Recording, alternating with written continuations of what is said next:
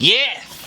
Glory be to the people, glory be to the congregation. I'm Mr. Dominique Pastordomjones, and this is another reaction coming straight from the congregation themselves. Yes! Let's do this! So, today's reaction is, what does hell look like? Well, I see we got some mighty curious people. Listen, I don't want to find out. Neither do you. So, listen, also, a lot of this stuff here, it stems from someone's imagination. Just always remember that. All this stuff you see is different forms of someone's imagination, and, you know, once you know, they always say, oh, red means the devil. Red is just a color. It's just a color. Don't try to extend things of evil to everyday life and things like that. There's nothing you can do. Red is actually a beautiful color. Actually, depends on how you wear it too. So, you also have red in your veins and blood. So, listen, don't listen. Everyone's imagination can sometimes can seem like it's overpowering everyone else's. Don't let it overpower yours. Remember, you are a strong person. You're beautiful. I love you. The congregation loves you. And, yes, love yourself. Hug yourself. Everyone hug themselves right now. Hug yourself. This big old hug. Hopefully I don't pop no button. That button gonna be hugging the camera lens. But, yes, hug it in. Yes. So, hopefully we can get started with this. Let's see here. What does hell look like? Let's take a look at this. When I say the word hell, what images come to mind? Oh my goodness, that looks like my ex-wife. The most common answers would be fire. And that ground needs some water. Look like a bunch of Tims that stepped on that thing. Darkness, the color red, skeletons, demons, or maybe even Satan. Whenever hell is depicted in film, it's usually with these same elements that have come to define the location. But why? How exactly did we get to this point?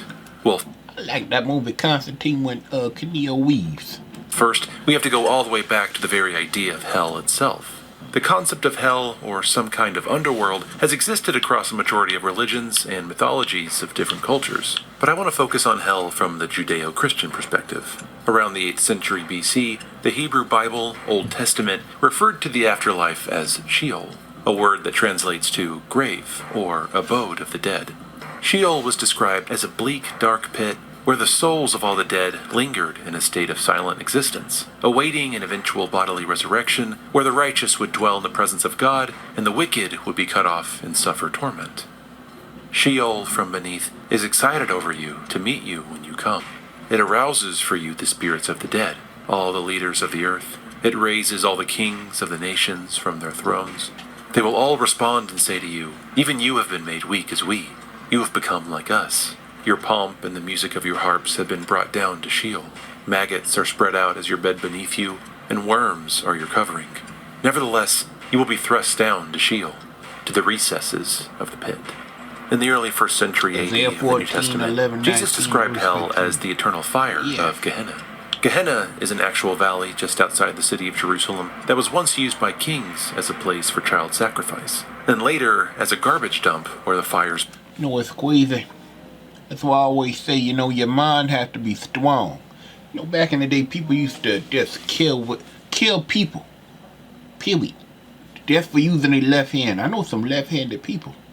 They would kill them just because they had this thought in their mind that something, they were a bad person.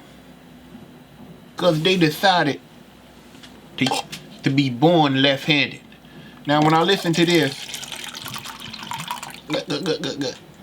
when I listen to this and I hear these people talking about just sacrificing children. Listen, it's a lot of things in this world. Sometimes it's just hard to see what's real and what's not. You know, sometimes you just gotta put logic in front of everything. So just be mindful of that. burned continuously. Jesus used this recognizable cursed location as an illustration of the final judgment of the wicked, where there would be weeping and gnashing of teeth. Gehenna is the permanent place where both the body and soul are reunited to spend eternity apart from God. If your hand causes you to sin, cut it off. It's better to enter eternal life with only one hand than to go into the unquenchable fires of hell with two hands. In many versions of the text, the word hell is interchangeable with Gehenna. And later in the book of Revelation, it's written, "And the sea gave up the dead who were in it. Death and Hades gave up the dead who were in them, and they were judged, each one of them, according to what they had done. Then death and Hades were thrown into the lake of fire. This is the second death, the lake of fire." It's in these early biblical texts where a vast majority of the descriptors we associate with hell originated. Yeah. They're chock full of terrifying imagery, but a lot of the descriptions given are left purposely vague, and even contradictory at times. And I'm not saying contradictory as a reason to discredit. Listen, all of those things, it becomes twigger words, stuff like that. You ever had a word that just, like you said in the beginning, it was something, what's the first thing you think of when you hear the word hell? Stuff like that. Listen, you have to be stronger. You gotta be stronger. Don't let that, listen, you do what's right. You do what's morally right. You be nice to people. Do unto others as you want them to do unto you. Yes! Now, these twigger words, don't let this stuff scare you. Don't let it scare you. It's okay. It's okay. Go ahead, son. It challenges the reader to wrestle with the unknown. We're told that hell is an unquenchable fire, but we're also told that hell is a pit of darkness. But fire gives off light. How can the two exist simultaneously? The laws of hell don't make sense to us, and they aren't supposed to. They're supposed to be more terrifying and soul-crushing than our mortal minds could comprehend. And sometimes it's easy to take control of something when people don't understand. And as I pay attention to this, they ever heard the saying, sleep is the cousin of death? You ever heard that before? Sleep is the cousin of death. Now, when I say that, it's because, when you go to sleep at night, your body is just restoring itself, just washing down the old used wires you used that previous day. You sleep, and you sleep for so long you don't even know that if you're present or you're not. You just and if you never noticed that, just go ahead.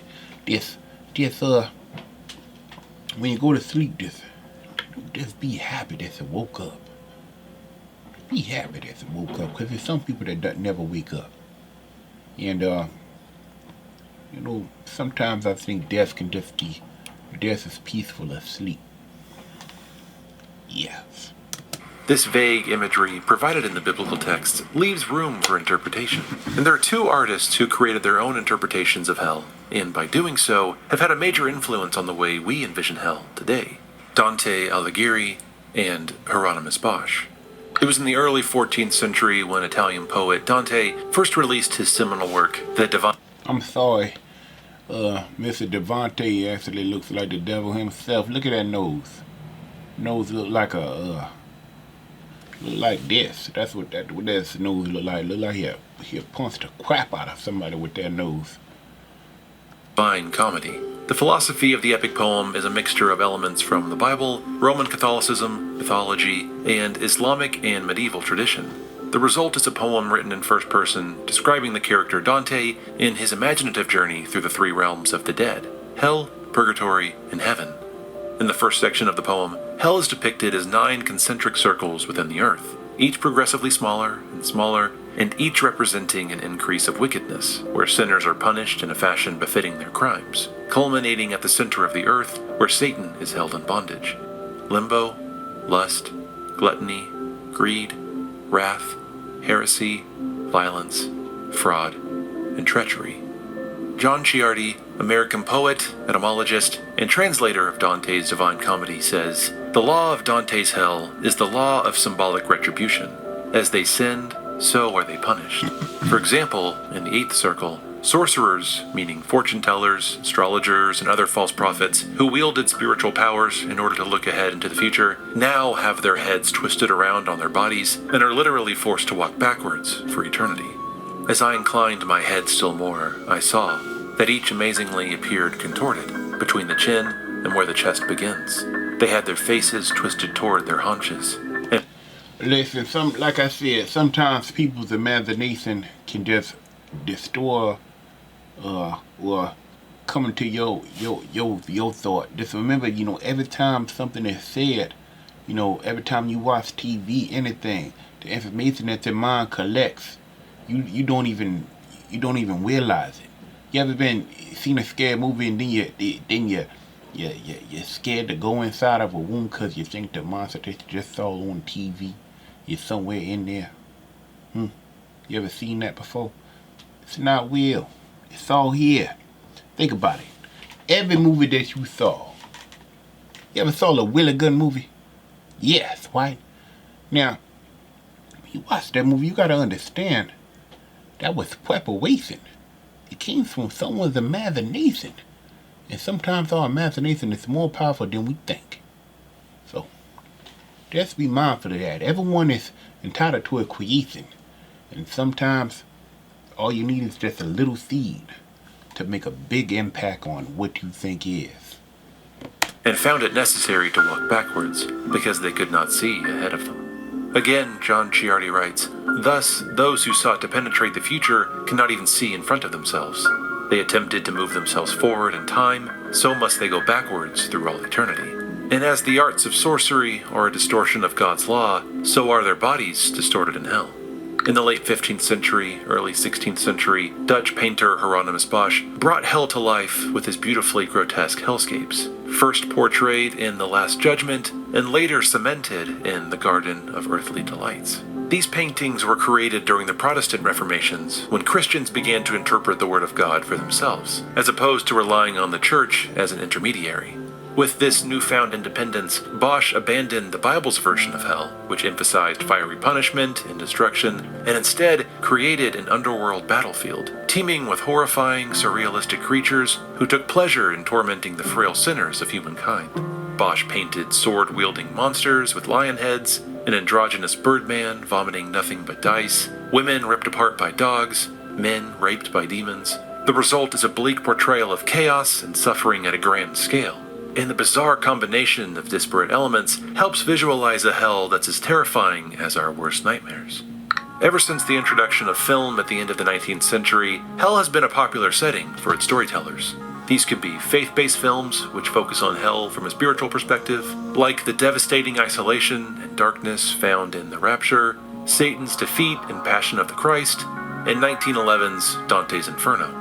The film beautifully brings to life the nightmare that is Dante's hell, with haunting images, and by using color tinting to highlight the 9 circles of hell, leading all the way down to the bottom where we find Satan eating Judas Iscariot. Films have also focused on hell from an emotional perspective. In this case, hell helps guide the character to a place of introspection. When confronted with hell, the characters are forced to examine their morals, their desires, and their sins in order to change. In All Dogs Go to Heaven, Deconstructing Harry, and Scrooge, the threat of hell is a warning sign for the main character to change their ways. In Little Nicky and South Park, ruling hell is a responsibility that neither Nicky or Satan want. And in Bill and Ted's Bogus Journey, hell is a personalized prison of Bill and Ted's worst fears. For a comedy, it's a surprisingly terrifying take on hell, where there's no escape from the manifestations of your mind's nightmares. If the emotional perspective of hell focuses on inner conflict, the physical perspective focuses more on outer conflict. Pain, suffering, torment, destruction. That's why this physical perspective of hell is often portrayed in horror films. You know what's crazy? As once as people fear this stuff, they like watching it. They love, down to our core. Most people don't want to tell you. Well, your core is naturally, once people want to call it evil, I think we can call it something else. Because honestly, we are all animals, and you ever see a cheetah just go and kill its prey? Just, oh my goodness. Leave that little pig alone. You just see the little pig crying for its life. And the other animal has no compassion whatsoever. He's just hungry. He just, and he's just going after it. You know, most people would say, oh my goodness, it's just so evil. But it is just nature. It's nature. It's natural for that thing to go and take the other thing's life so it can eat. Stuff like that. Now, what I'm trying to say is, naturally, people are evil. It's just a natural thing. It's just the control that we have in our life that that we just gotta keep it under control and stuff like that. If you can keep it under control, son, you will go far. Sister, you will go far. Yes. Or at least science fiction or fantasy films with a horror element. In these films, hell is a looming threat, the ultimate antagonist. This may involve our characters going to hell and struggling to survive, like in Hellbound, Hellraiser 2, Spawn, Legend, and Constantine. Or it might involve hell coming into our world. This could be by the characters accidentally stumbling across the gates of hell, like in the films As Above, So Below, or Event Horizon. Or it could be a character personifying hell in the form of Satan, an angel, or a demon, coming out of hell and pursuing our main characters. This happens in Prophecy 2 and The Golden Child. Hell has been depicted in dozens of films, but I don't think there's a better representation than in the film What Dreams May Come. And that's because it manages to examine all three types of torture: spiritual, emotional, and physical. The absence of God, the anguish of being separated from loved ones, and the bizarre forms of punishment like the Sea of Faces. What Dreams May Come almost feels like a modern retelling of Dante's Inferno, equipped with a journey through hell with a Virgil-like guide, and horrific hellscapes filled with unique punishments befitting the sinners. Hell is many things. It's a place of immense pain and suffering beyond understanding. It's a place that represents our worst fears and nightmares. It's a place open to different interpretations and perspectives, which is what makes hell such a fascinating location for artists and the stories that they tell. Wow. This video is brought to That was so nice. Wow. What does hell look like? Listen, you tell me in the comments what you think hell looks like. And tell me about some of your experiences and stuff like that. Just listen, I just want to let everyone know just to be strong-minded. Yes. You are strong. You are powerful. No one is stronger than you. You should just keep that in. You are strong in here. Yes. I love you. Yes. Glory be to the people. Glory be to the congregation. I'm Mr. Dominique Pastordomjones, and this has been another reaction. Yes.